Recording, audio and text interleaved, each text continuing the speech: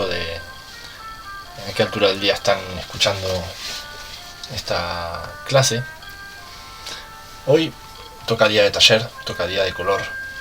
Color es un tema muy amplio, así que bueno, vamos a intentar ubicarlo más que nada en lo básico. Vamos a intentar llevar el color a sus aspectos más básicos y más sencillos y más simples. Mientras tanto, ustedes van a estar viendo algunas imágenes de Paul Klee, que es un pintor. Ahora les voy a contar un poco de él. También mi idea es enfocar un poco la teoría y también un poco la historia del arte con respecto a la teoría que vamos a ir analizando. Vamos a pausar esto, así podemos llegar, aunque estamos viendo una obra, Flores sobre la arena, de Paul Klee. Vamos a empezar a hablar un poquito de el color desde distintos aspectos. El principal, capaz, que nos interesaría arrancar o entender o comprender, es que el color es una percepción humana. No solamente los humanos tenemos la percepción del color, sino que muchos otros animales y otros organismos vivos también tienen percepción de las radiaciones, ya que el color es una radiación. Nosotros vemos un espectro, una parte de la radiación. Radiaciones hay muchas, han escuchado hablar de los rayos X, los rayos gamma, los ultravioleta. Nosotros vemos una parte de las radiaciones, que podríamos decirse, o podría decirse o resumirse. Muchas cosas las voy a hablar medio por arriba. Ustedes podrían después estudiar un poquito más el tema, si es que les interesa, de una RGB, o sea, un red, green y blue, o sea, un rojo, verde y azul. Nosotros tenemos fotorreceptores en el ojo. Esos fotorreceptores hacen que nosotros recibamos de la luz ambiente, de la radiación ambiente, una determinada onda que nos va a determinar un color. Nosotros lo que vemos en realidad, por ejemplo, de una hoja azul, no quiere decir que la hoja sea azul, sino es todo lo contrario. Quiere decir que la hoja lo único que no es azul.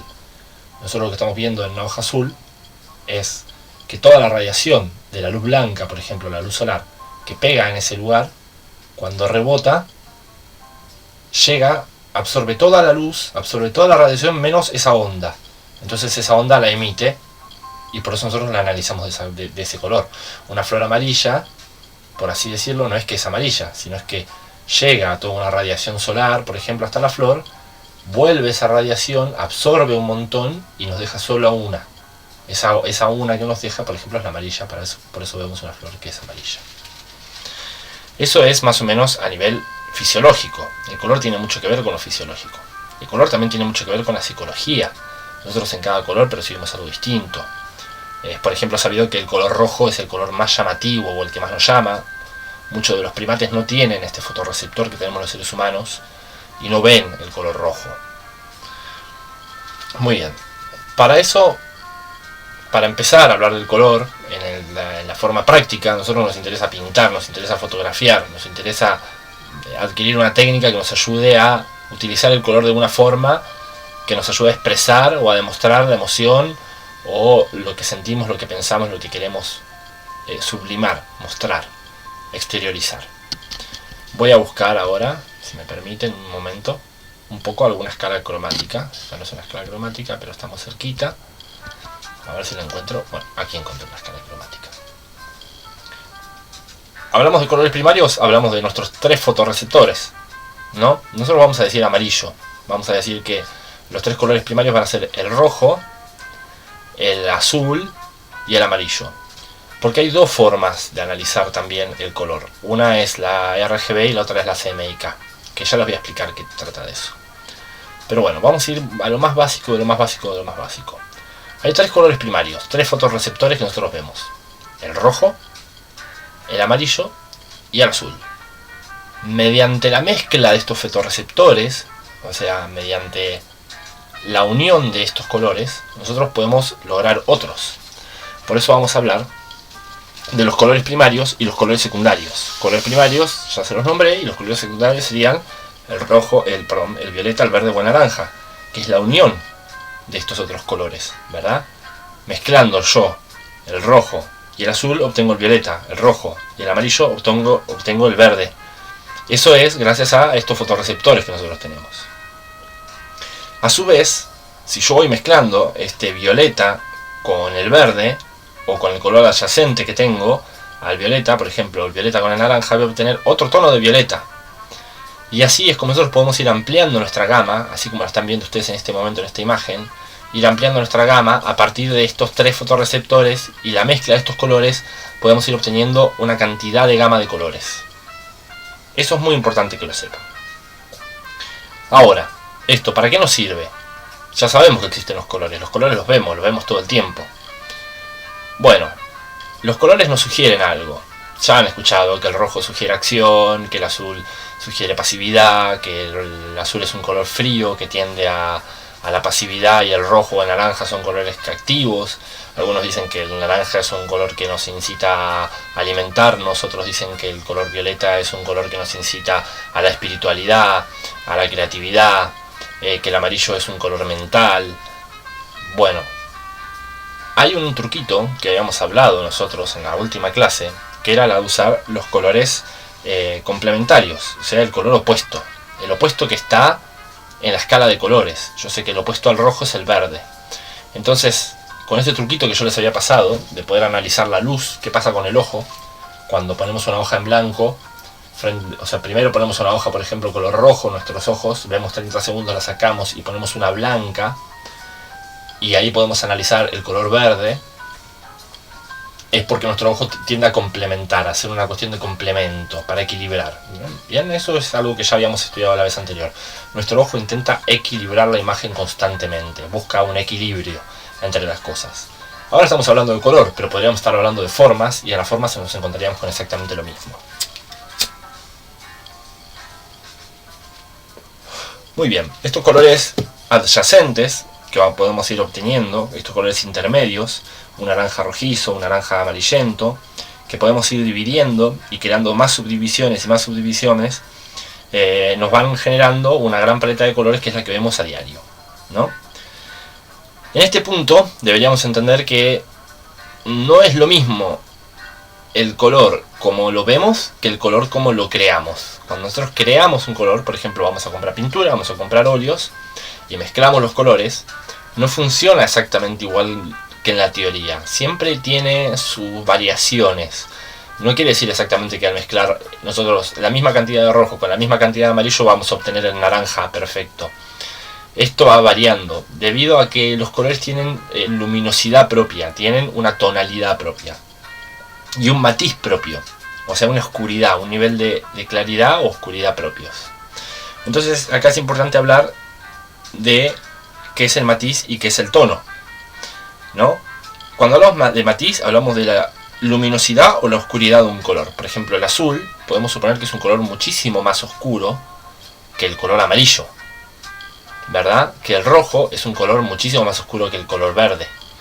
¿Por qué esto? Bueno, porque tiene diferentes tipos de radiación y nos da una sensación de luminosidad más o menos amplia. Me freno acá porque veo que voy muy rápido igual charlando, y lo que más me interesa es que ustedes le encuentren una utilidad a esta teoría. Y la utilidad de la teoría es decir, que si yo quiero, por ejemplo, hacer en un paisaje una exageración, en una fotografía o en un paisaje, una exageración de un color, por ejemplo, hacer algo que tenga un carácter fobista. Cuando les digo fobista pueden googlearlo, pueden buscar a ver qué es la escuela del fobismo en el arte plástico. Fobismo se escribe, que significaría furia. Para obtener un clima así muy dramático, muy tenso, puedo llegar a generar un rojo muy saturado y un verde muy saturado, un rojo muy saturado en la luz y un verde muy saturado en la luminosidad. Esto es una herramienta, al mismo tiempo que si yo quiero generar únicamente un clima cálido, yo sé que me puedo manejar en colores análogos, o sea, los colores que van desde el violeta hasta el amarillo naranja, al amarillo naranja o al verde amarillento. O si quiero crear un clima frío, puedo usar desde el verde azulado hasta el violeta azulado. Y eso nos va a dar una conducta, o sea, nos va a decir algo. No va a ser lo mismo leer una imagen de playa, una fotografía de playa, a donde yo vea una gran cantidad de colores cálidos que una gran cantidad de colores fríos. La gran cantidad de colores cálidos en una playa a mí me sugeriría ganas de tomar sol, o la sensación de estar al sol cuando estoy en la playa. En cambio de fríos es la sensación de querer sumergirme en el agua o querer estar en el agua o la compañía con el agua. Esto es muy necesario entenderlo y comprenderlo, y entender cómo funciona esta cuestión de el complemento que tiene cada color cuando actúa. Como cuando el rojo está actuando, también está actuando el verde. Aunque no esté el verde implícito, el verde está ahí. Como cuando el azul está actuando, está el naranja implícito, aunque el naranja no está ahí. Porque funcionan en formas de equilibrios. Y esta técnica es que es un reloj, en realidad es un reloj que nosotros debemos aprender casi de memoria. Es más, si quieren, están estudiando fotografía o están estudiando pintura, les incito a armarse su propia escala cromática. La pueden hacer con pasteles, la pueden hacer con lápices, con lapiceras. Primero de colores puros, sin matizar, y después si quieren lo pueden ir matizando. Cuando hablo de matizar, hablo de esto que encontramos acá abajo de esta figura. Ustedes pueden ver cómo el azul va desde el blanco, bien, al negro. Estamos matizando los colores, ¿no? Entonces no solamente tenemos un nivel de saturación del color, la saturación del color, sino también tenemos el matiz del color. Y cómo la mezcla de estos nos puede ayudar mucho a componer. Muy bien, sigamos. La saturación y la intensidad.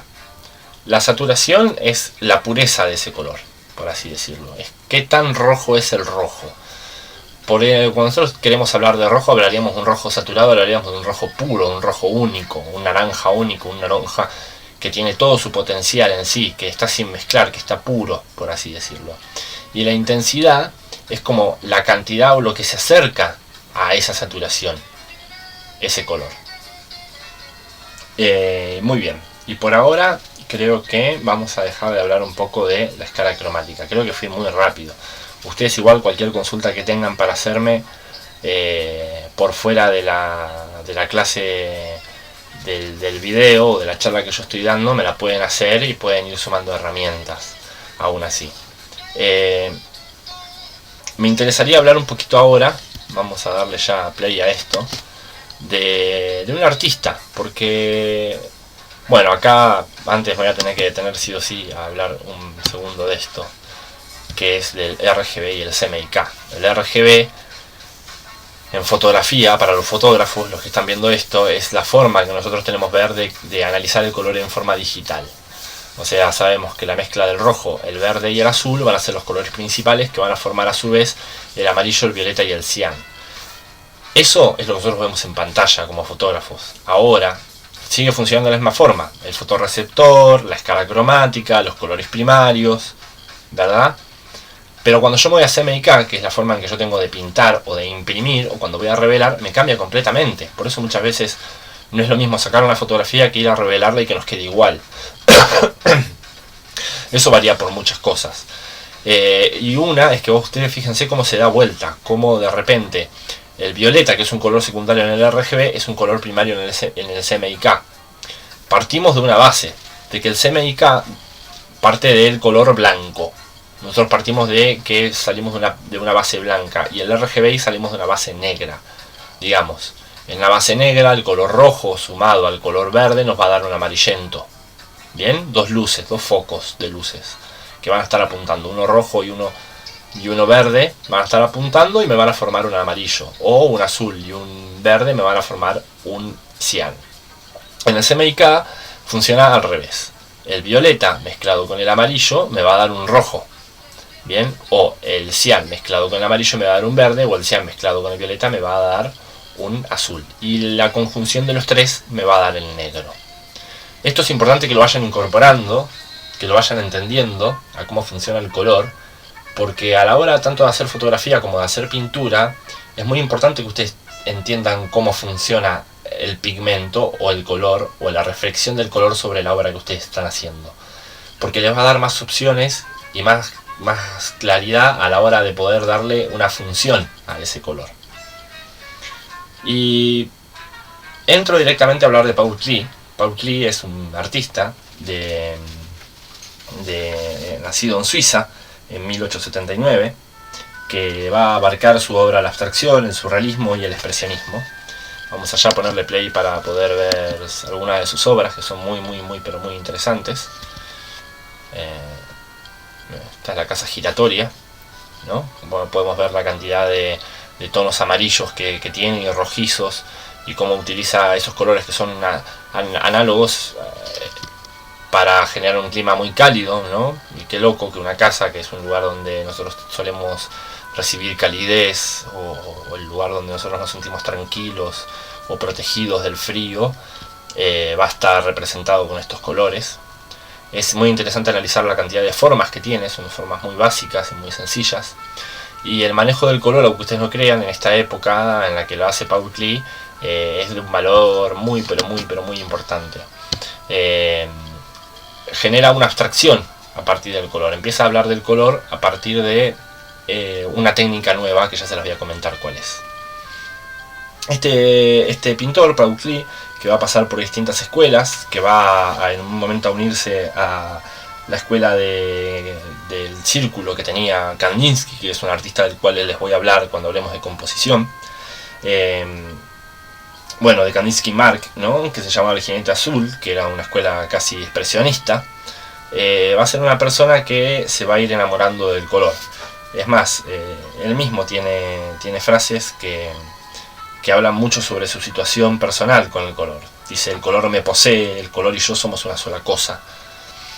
Y es muy loco hablar de Paul Klee, porque Paul Klee es un pintor, este pintor suizo, que en el principio de su pintura, va a desdeñar mucho el uso del color. Y va a ubicarse mucho en el uso de la forma, que era algo propio de la época. Se hablaba mucho de la forma en ese momento, y el color era como algo más simbólico, pretendía como ser una cuestión más de relleno. En cambio, Paul Klee entiende el color y empieza a comprender el color más desde otro lugar, y eso es gracias a que él había sido músico, y como músico entendía o comprendía ciertas composiciones que nosotros hoy podríamos compararlas con la sinestesia, ¿verdad? ¿Saben lo que es la sinestesia? Esta cuestión de oír colores o ver sonidos. Muy bien, sigamos por aquí. Este artista, desde 1919 hasta 1933, en lo que es la República de Weimar, se va a establecer la escuela Bauhaus, que es una escuela de arte que ya les voy a hablar, les voy a contar qué era lo que rescataba esta escuela. Él fue profesor de color, ha escrito cantidad de libros sobre teoría del color. Y estos libros son de difícil acceso, es muy difícil encontrarlos en español, hay muy poco material gratuito también. Muy bien. Este profesor de la Bauhaus se exilió obviamente en 1933. Recordemos que la escuela Bauhaus existe en la República de Weimar, pero cuando asume Hitler su dictadura se disuelve completamente. Klee es acusado de ser un degenerado, de hacer pintura degenerada, porque obviamente que el nazismo tendía a un clasicismo muy estricto, un romanticismo alemán identitario que ya venía muy instaurado, pero muy antiguo también, muy anticuado para su época. Y se exilia, y en el exilio sigue trabajando con sus pinturas, sigue trabajando mucho con el color y sobre sus estudios de color. Muy bien, ¿por qué es importante hablar de Paul Klee cuando hablamos de color? Porque Paul Klee capaz que es uno de los mayores referentes del color. En la pintura y en la fotografía, más que el color, es tan importante la forma. Es muy importante la forma. El color es casi la última de las cosas que se suele ver. Pero Paul Klee rescata en el color una vivencia, un amor hacia el color, que es muy interesante de analizar y de ver. Y en la fotografía hoy en día pasa mucho que el color pasa a ser algo sustancial. Pasa mucho que en las redes sociales o en la fotografía moderna el color suele ser una de las tendencias principales antes que la forma. Y entonces entender que el color tiene una forma, tiene un reloj, tiene una manera de funcionar, tanto fisiológicamente como a nivel pictórico, nos puede ayudar a entender cómo generar más obra. Me imagino, por ejemplo, cuando estamos viendo las obras de Klee, cómo pueden ustedes observar cómo el uso de formas completamente simples, sencillas y grandes variaciones de color puede él componer obras que son bellísimas, magníficas. La verdad que es considerado uno de los grandes maestros de la escuela Bauhaus y del arte moderno. Acá vemos otra de sus composiciones. también composiciones que tienen muchas veces que ver con la abstracción, pero el color sigue estando presente en toda su obra. Esta, por ejemplo, que es una obra que habla sobre el otoño, y ustedes fíjense qué loco, cómo resume un clima frío, todo un clima frío, con solo un árbol, casi en una posición casi central, de color naranja. Cómo puede solo con el color expresar toda la sensación o toda la emoción que le puede transmitir el otoño a una persona.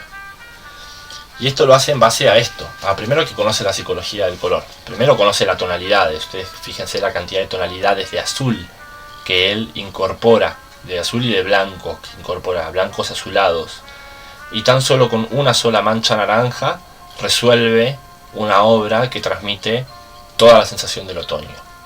Estas cosas son interesantes que ustedes las puedan practicar, o sea, que las puedan hacer en casa, decir, bueno, ¿cómo practico yo con el color? Bueno, fíjense ustedes cómo Paul Klee, con formas como cubos, círculos, empieza a comparar estos colores, empieza a comparar, decir, ¿qué pasa si yo hago un cubo rojo y uno naranja y los opongo? Pero ¿qué pasa si yo hago uno rojo y uno verde y los opongo? ¿Qué pasa si yo empiezo a hacer determinadas figuras y las empiezo a oponer o complementar para ver qué sucede con el color, qué me empieza a transmitir el color a través de estas reglas? Estas reglas son usadas hoy en día en diseño, en imagen, en todo, para transmitirnos distintos pensamientos, conductas, etc. Entonces, bueno, ¿qué los incito? Los incito a terminar de escuchar este tutorial, observar un poco la obra de Paul Klee, observarla, analizarla, es una obra preciosa. Miren cómo solamente con el azul puedo resolver una obra. Y los incito a estudiar un poco más sobre esto, sobre teoría del color, sobre estos tres fotosensores que tenemos en nuestro ojo, el rojo, el azul y el verde, y cómo mediante ellos hacemos mezclas de colores y vamos obteniendo cosas, y cómo nosotros cuando vemos mucho color rojo complementamos con el verde, o como cuando vemos mucho color naranja complementamos con el azul y sombreamos. Cuando nosotros vemos un paisaje extremadamente naranja, como puede ser el del otoño,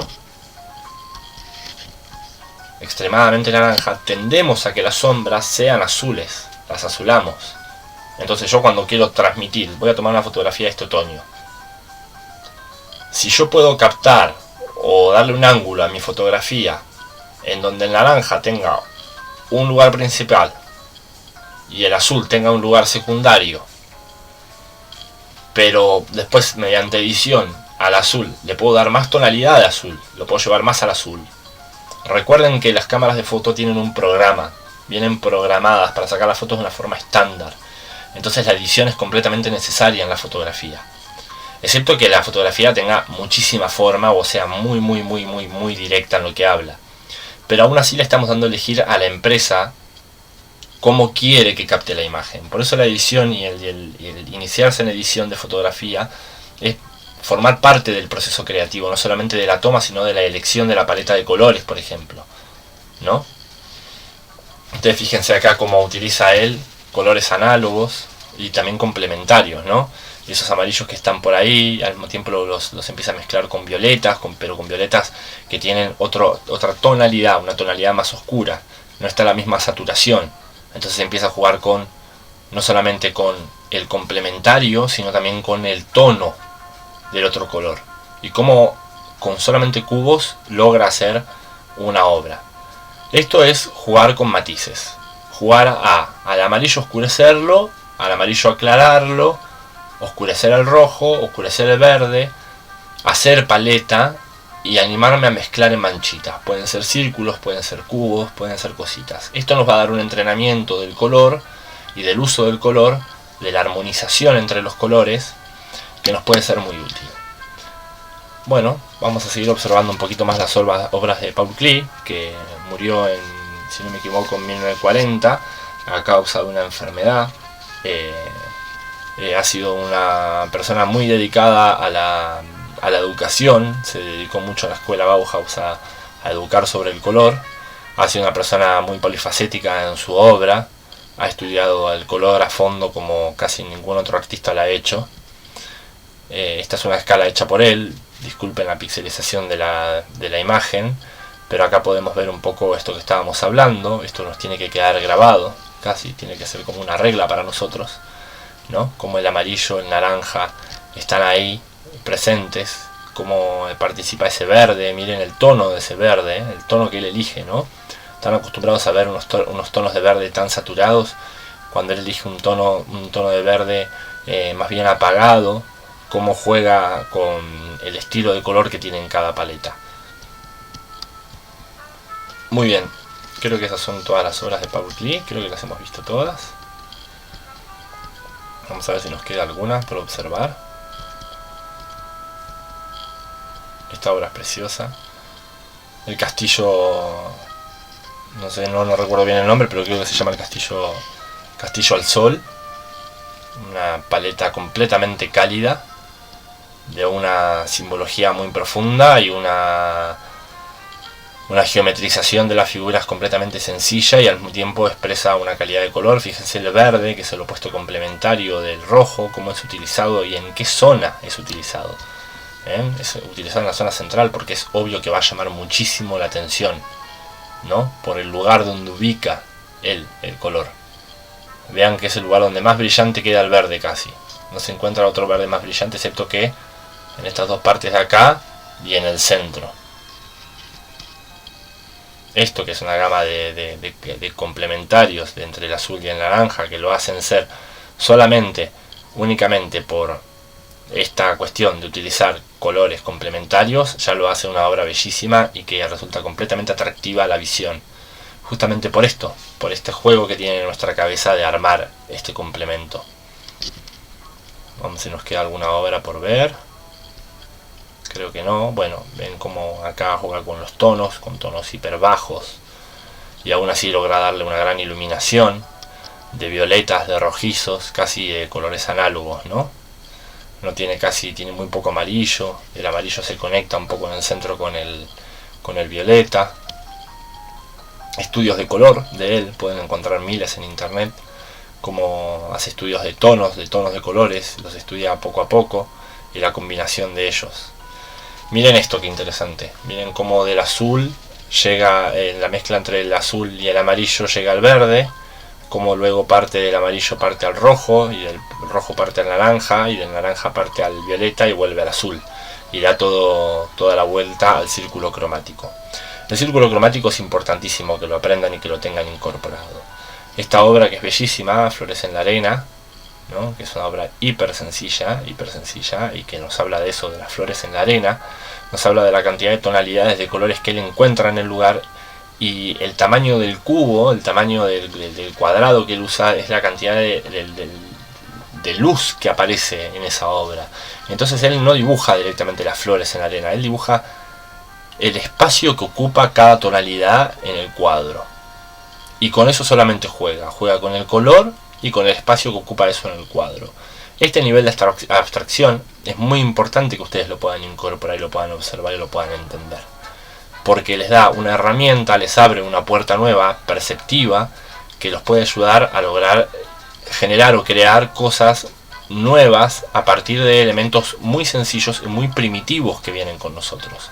Son tan primitivos que estos fotorreceptores son parte de nuestro cuerpo, parte de nosotros mismos, y por eso es tan importante entenderlo y verlo de esa forma.